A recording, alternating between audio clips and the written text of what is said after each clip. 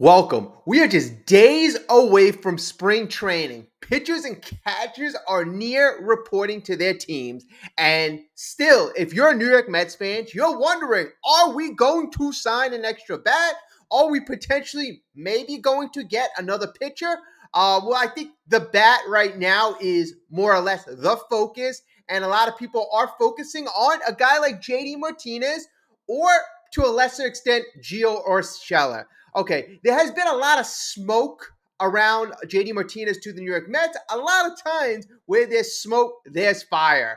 A lot of rosters are already filled. A lot of competitive teams already are set. So the New York Mets may have an opportunity to take advantage of. All right, so we're going to examine that. But first, I want to examine how this is playing out. A month ago, insider, well, I wouldn't even say insider, but Andy Martino, who works for SNY, he reported that the Mets only had about $10 million left to spend. So I want to go into a timeline right now. But before I do that, if you guys, anyone can continue to help out the channel, please like, please subscribe. We have a lot of good stuff coming. Obviously, the season is right next door, right around the corner. So we're going to be covering the team all the time. If you're a New York Mets fan like I am, you're going to want to stay tuned. Okay, so Andy Martino, about a month ago, came out with a snarky article saying that the Mets only had $10 million left to spend, right? So right now, the Mets, in that time period, have added a few bullpen arms, right? So they already spent $11 million in that time period. So they went over the $10 million threshold that Andy Martino projected. So based upon Andy Martino's thoughts a month ago, a bat, a DH wasn't in the cards because obviously it would cost way more than $10 million. Was Andy Martino just reading the tea leaves at the time, or did he really feel that the Mets would only spend $10 million? Or, like a lot of Mets fans are thinking about Andy Martino, did he just want to tweak the fan base? Okay, I mean, there could be a lot of reasons. You know, you could be looking for clicks, this and that. All right, but to us, it really matters. Are we going to improve our team? Right? That's the most important thing. And how will JD Martinez improve our team? Well, we're going to examine that later in the video, but I want to examine the timeline and the tea leaves. So yesterday, a report came out. It was by Pat Ragazzo, and Pat basically said, and you know what? Let me share my screen with you so you can see where I'm getting this information. Okay, so yesterday, this came out, and an article, again, by Pat Ragazzo, states Mets reportedly could make another big move. And I've always said this, folks. I said, if David Stearns is worth anything, a guy who's touted as one of the best presidents in baseball, evaluating this team and the PECOTA projections projected the Mets to win 84 games, which with this new 6-game playoffs, you're really on the edge of the playoffs or quite possibly in the playoffs. So if you add another impact bat, it just takes your chances it just gives you that much greater of chances of making the playoffs. So right now, if it's in the best interest of the team, I think David Stearns, if he's a good president, will make a move. So let's see what the article says. So yesterday, the article says the New York Mets might not be finished adding to their roster this offseason after all. According to SNY's insider, Andy Martino, the Mets still could add another bat if it makes sense. Quote, if David Stearns went to Steve Cohen and said, we can drastically improve our offense for X amount of money, a couple million, Martino said, of course they would do it. Martino had previously reported that the Mets had a loose cap of $10 million, which they were willing to go over and have done so, spending $11 million, as was stated. It is evident that the Mets lineup needs another bat, and designated hitters JD Martinez and Jorge Soler are still available. But they will be pricey, so the Mets could go in a different direction as they are showing interest in third baseman Gio Urshela, who will provide insurance at the hot corner in case Brett Beatty flops, and obviously in case he doesn't develop. While Urshela swings a solid bat, the Mets need to provide protection in the middle of the lineup with Pete Alonso, who's in his walk year. Of course. And this is what I've been saying over and over. If Stearns is worth anything, he will realize the Mets need to protect Pete Alonso. And I know bringing up Mark Vientos, letting the rookies play, letting the youngsters play is important. It's important to their developing, knowing what value we have in our prospects. That is pivotal toward our success, seeing what kind of trade chips we have in the future, who can be part of our team in 2025 and beyond. But this year in 2024, you need to provide protection for one of the best sluggers in the game, especially in his walk year. I still wholeheartedly feel that Pete Alonso's ultimate ceiling has not been tapped. It hasn't been tapped because the culture of the team hasn't been where it needed to be. He's never had protection in the lineup. And there's just been a lot of garbage going on around the team that just isn't necessary. You need to provide the perfect situation for Pete so you can make an accurate decision about him going forward. And I want you to comment on that, please, in the chat. I know we've said it time and time again, but how important is it? I think it is pivotal. You can't make a decision about Pete unless you've really seen his highest ceiling. And it's my opinion, we haven't even seen Pete's highest ceiling, and that is scary. If you think of it, I think Pete's best team in terms of lineup, in terms of him having no pressure on him, the pitching staff having DeGrom going, I think was his rookie year, and he hit over 50 bombs. Last year in the first 2 months when, things were going right, he was set to hit 60 bombs. And then we see how things went to hell. All right. Okay, so let's keep going. So that was yesterday. Andy Martino states that the Mets possibly could add another bat. So what is going on today? And I want to go look at with the latest news, and we're going to check that out right about now. Now, I'm going to get into this, and before I get into this, I'm just going to say that reporters like Andy Martino love to do this.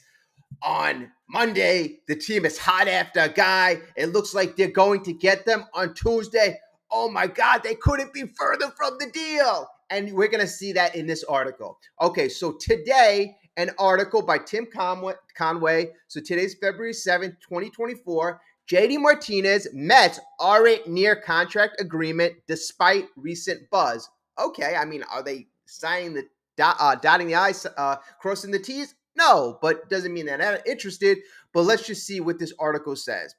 The New York Mets and free agent slugger JD Martinez are reportedly not close on a contract despite recent discussions. Okay, now we go on. Andy Martino, Mr. Andy Martino of SNY, reported the two sides are not anywhere near the sweet spot necessary to complete a deal. The Mets are only targeting free agents that they see an extreme value as they look to rebound from last year's debacle.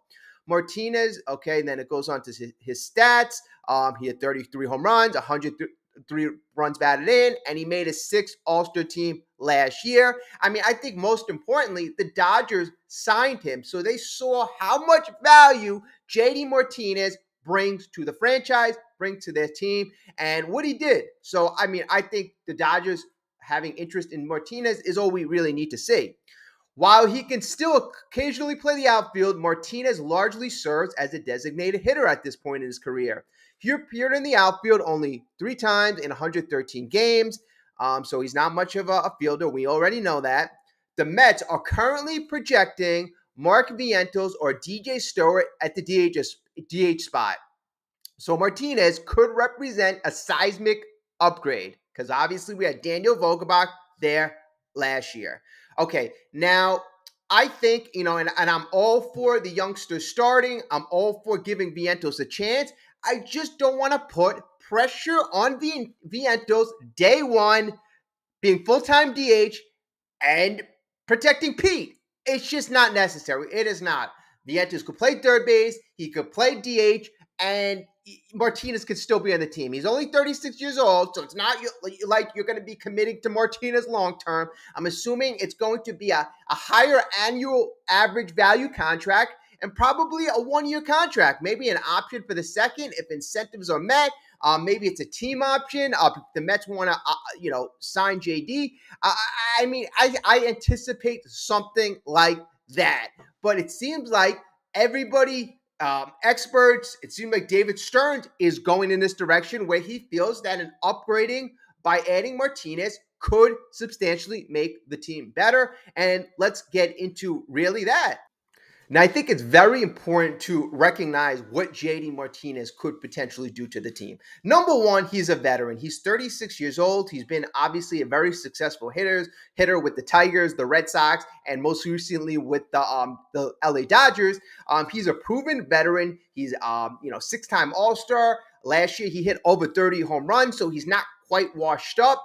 He's been notoriously good at producing runs, and I think that veteran presence in the middle of the lineup will essentially take pressure off the youngsters so that they can develop properly. And I think that is so significant. And like I said, there's no commitment long-term to JD Martinez. So it doesn't matter really at the end of the day how much playing time you're going to get JD Martinez on the field, because it doesn't matter how much you pay him. Steve Cohen doles out $20+ million.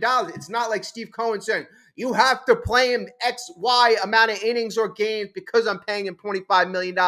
No, he's just like an insurance policy. He's a veteran presence. He's supposed to make the team better, give more weapons to Mendoza, a first-time manager. And I think that is important too, because you have a rookie manager already. You don't need rookies up and down the lineup. Pete's going to be in his last year. So, you want Pete focused. You want the best production out of Pete, and to get a slugger in JD Martinez to protect Pete in the lineup, I think is going to make the team that much better. And despite what Andy Martino's saying, like, oh, they're not in the sweet spot, there's been a lot of smoke in the last couple of days about JD Martinez.